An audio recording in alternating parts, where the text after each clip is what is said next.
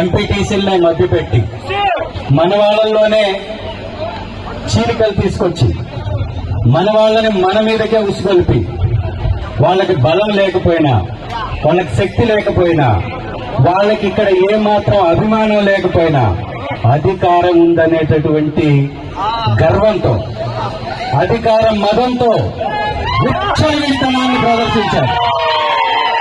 కానీ ఎలా కొట్టాను దెబ్బ అదుర్సు కదా,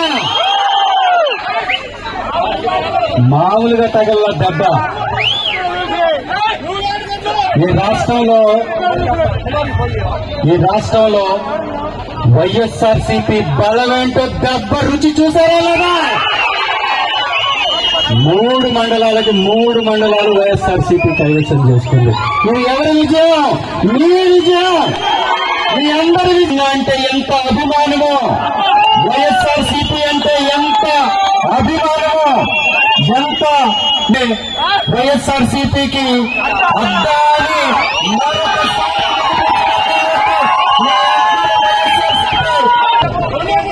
ఇవాళ నిజంగా ఘనంగా సన్మానించుకోవాల్సిందే ఈ కుటుంబాన్ని, ఎంపీటీసీలు అందరినీ.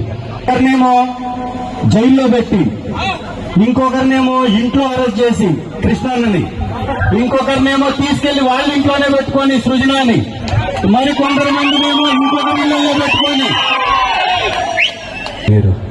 ఇంత దౌర్భాగ్యం, ఇంత దురదృష్టం, ఇంత నీతిమాలిన రాజకీయం ఉంటుందా? ఎక్కడ ఉండదు. ఇక్కడే ఉంటుంది. చంద్రబాబు నాయుడు గారి ఆధ్వర్యంలోనే ఉంటుంది. ఆయన ముఖ్యమంత్రి అయితేనే ఉంటుంది. కాబట్టి ఈరోజు